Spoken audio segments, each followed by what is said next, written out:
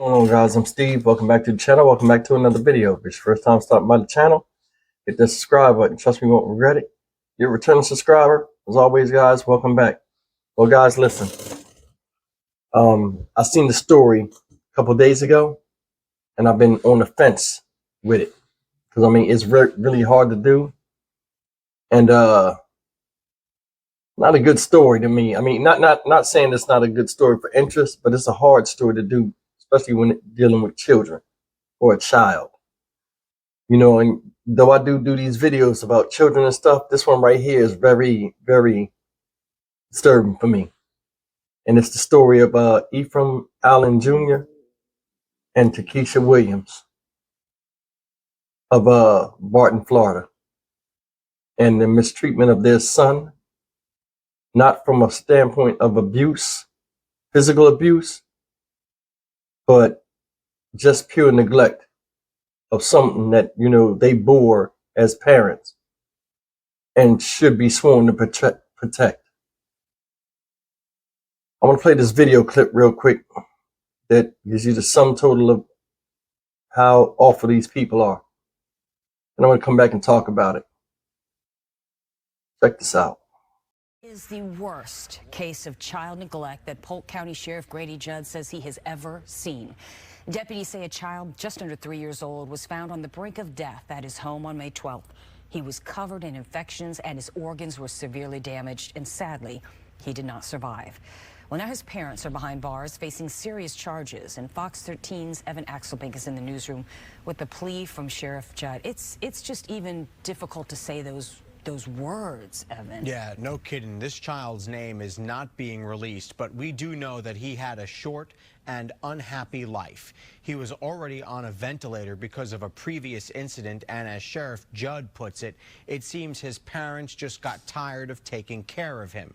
We do want you to know some of the details in this story are graphic and may be difficult to hear. The child's Bartow apartment was nothing short of shocking. I have never seen the horror that we saw with this poor child. It all began with a near drowning. 2 years ago, when the child was 10 months old, he fell into a pool and barely survived. His parents chose to keep him on a ventilator and stomach tube, with health aides helping to care for the child, who was in a permanent coma. The child had no brain activity, could not even blink his eyes, cannot move his extremities. In October, Sheriff Judd says they switched healthcare companies and began to stall on the new one. They ceased answering their door. On Friday, May 12th, Takesha Williams called 911 and said a piece of equipment wasn't working properly. There appeared to be no life in the child. This child had an extremely extended stomach, and it was green. This child was rotting in the bed. The child was rushed to the hospital but died. Sheriff Judd says the pair was afraid to call for help because she was worried DCF would take their other children away. And this is only supposition on my part. They just got tired of the baby. They just got tired of the intensive care this child needed. The child was so infected that he was decomposing while he was still alive, with organs visible outside his body. My prayer would be that the child was in a deep enough state that he wasn't aware of what was happening to him.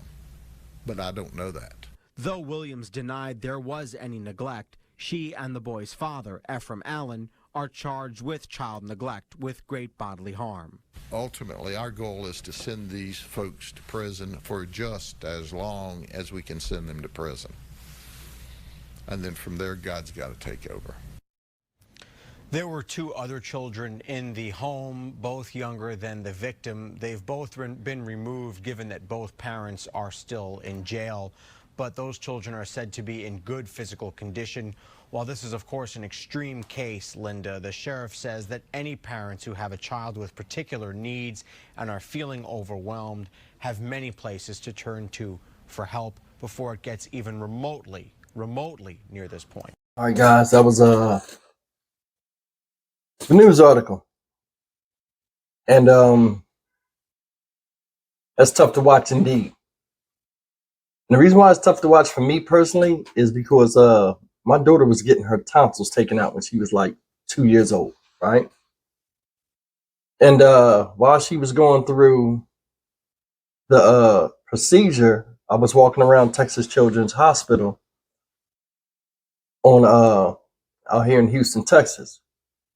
And I seen a lot of children that were on ventilators and feeding tubes and things like that. And it's heartbreaking to see the look on a parent's face and just the hope that your child is okay.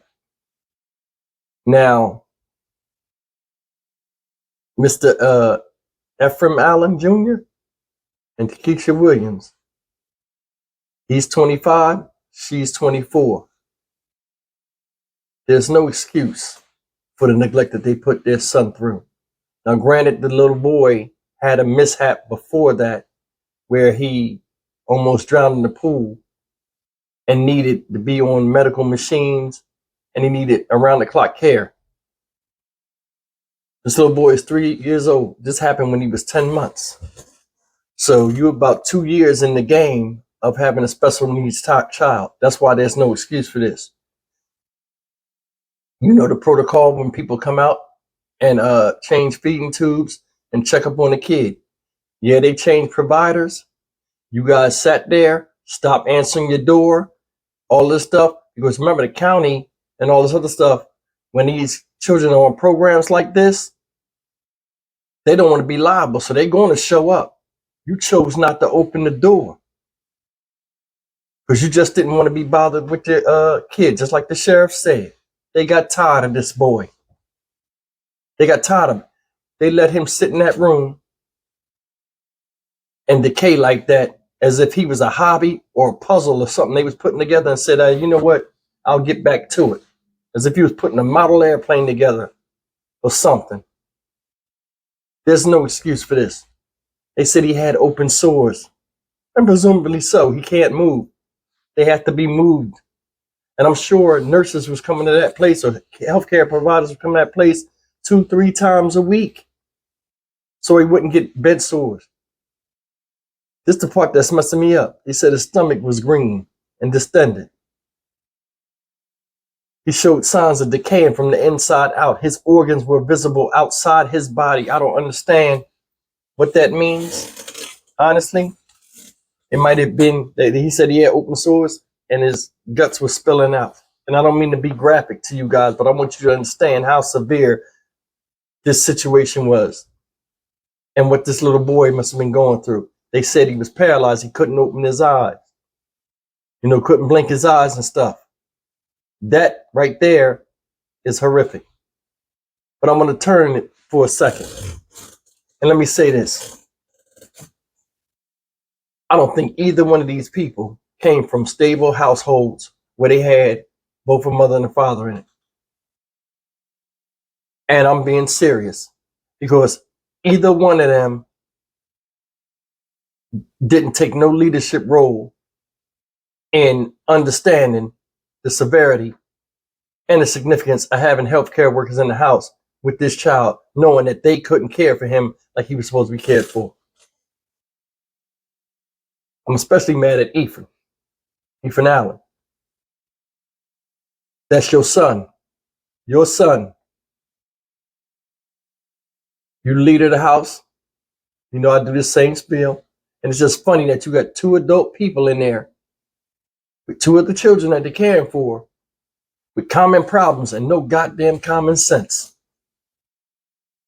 You didn't smell that infection and all of that decomposition.